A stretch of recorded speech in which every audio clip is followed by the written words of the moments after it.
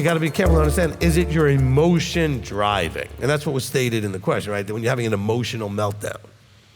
That's because there's a battle always going on between, metaphorically, your head and your heart, okay? Your logical thinking, reasoning, and your emotional passion and desire, okay?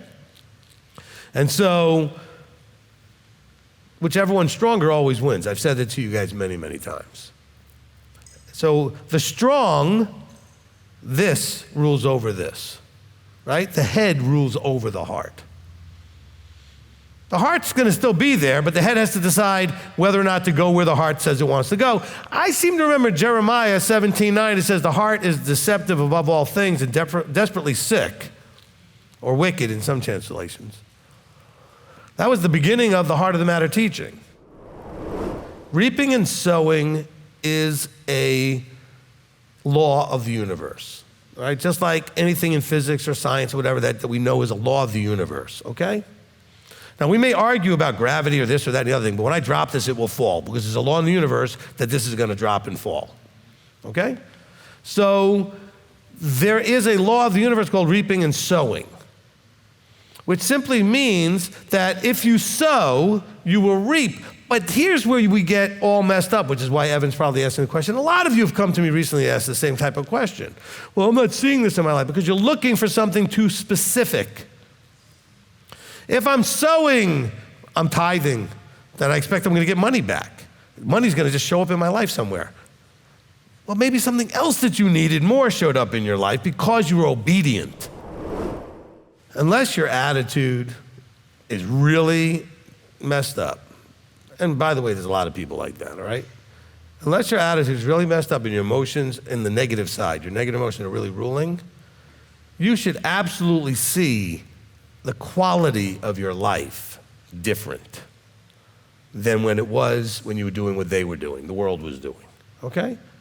You know, it should be something where, some of you are old enough, remember the old commercials? This is your head, your brain, and this is your brain on drugs, right? Remember that? Okay, in other words, it should be a pretty stark contrast. Well, this is you without Torah, and this is you with Torah. That should be a stark contrast. And so if you're not paying good attention because you're negative, see, this is the problem. A life can be turned around and all the person wants to focus on is what's still not right, what still hasn't worked out. Ladies, marry someone you admire. That's where the respect comes from. I would be proud to be married to a man. Yeah. He's getting it done. I watch the way he treats people. I see this character, okay?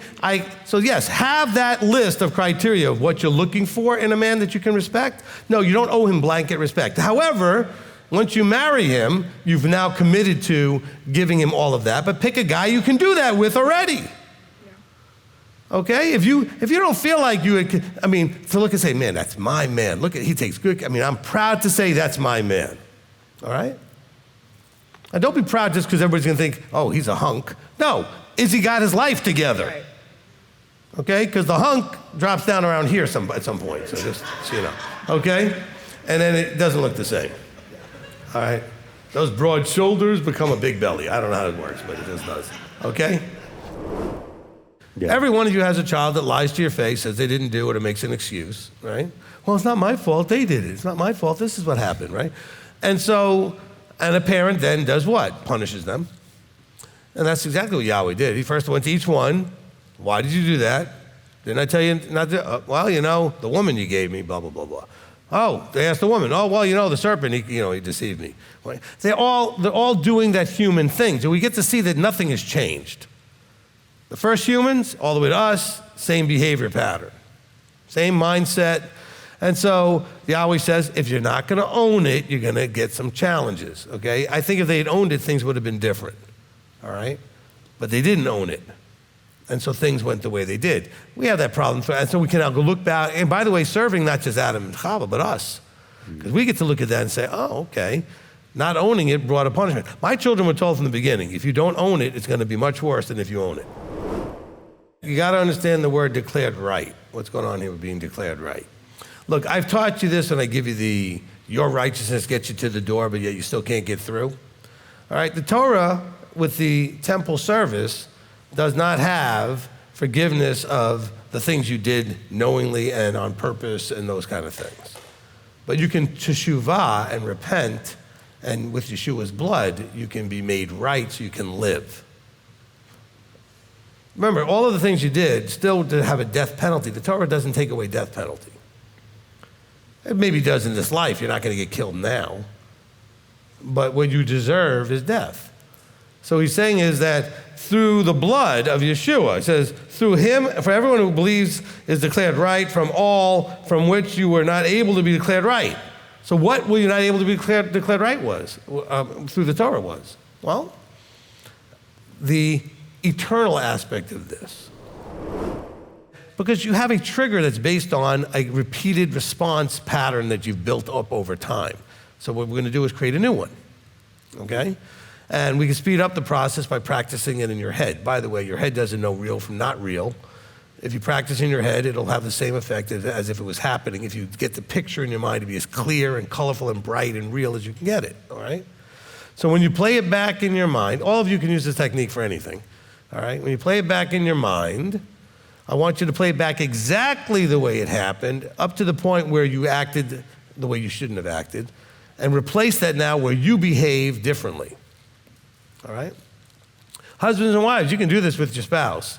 I don't mean like do it with them actively where you're both doing the same exercise. I mean, you could play back something where you and your spouse are having a problem, and then don't change their behavior, change your behavior so that you can get better at your part of that equation. So if somebody gives you a blessing, you have to realize there's a reason. You earned it in some way. You did something pleasing to someone that they appreciated it. Don't steal the blessing or destroy the whole thing of them wanting to give to you and bestow. Look, if I go out to eat with you, if you offer to pay, I might say to you probably every time, look, it's okay, you don't need to do that. If you insist, I'm not going to fight with you. I watch people fight. It's the dumbest thing ever because you're ruining and stealing the blessing from the person that wants to do it. Because I say you don't have to in case the person was doing it thinking they needed to or obligated.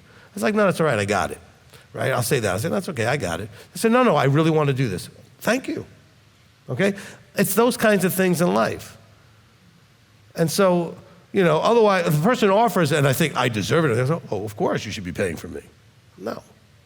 I'm just saying is be humble enough to recognize also you probably earned it.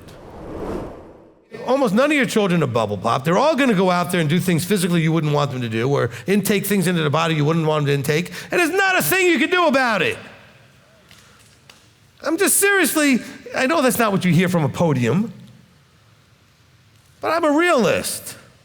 So I talk to my children, I said, look, this is dumb. Don't do these things. And if you do them, tell me about it so I can help you process all that. But you shouldn't do it, and this is why. And the answer that you give your child cannot be because God doesn't want you to, because they don't believe in any of that yet. You got to give them a much better, solid answer that's logical to a teenager. Why it's dumb and it will hurt their body and it'll hurt their mind and their relationships or whatever else they're going to do. Because you use God in verses when they don't believe in God in verses yet, that doesn't work. You need to be thinking, the person that I'm trying to attract, that I want to be my mate for my life, to be my partner, to be my husband, my wife, what would they be looking for? I know what I'm looking for in them, but what are they looking for? What is that person looking for? And guys, the same thing. You want this really quality woman? Is she looking for you working at the factory making $15 an hour? Hell no. Okay? I'm not trying to pick on you. Nothing wrong with being a factory worker. Okay? But nobody's sitting back dreaming about the guy who works at Whirlpool. And a lot of you do. That should be a stepping stone. It's got to be someplace that gets you somewhere. It's a great starting point. You learn discipline, you show up, you're working on a line, you got to be meticulous about detailing, get all things done a certain way, follow instruction, follow directions, but those skill sets should leverage you into something more.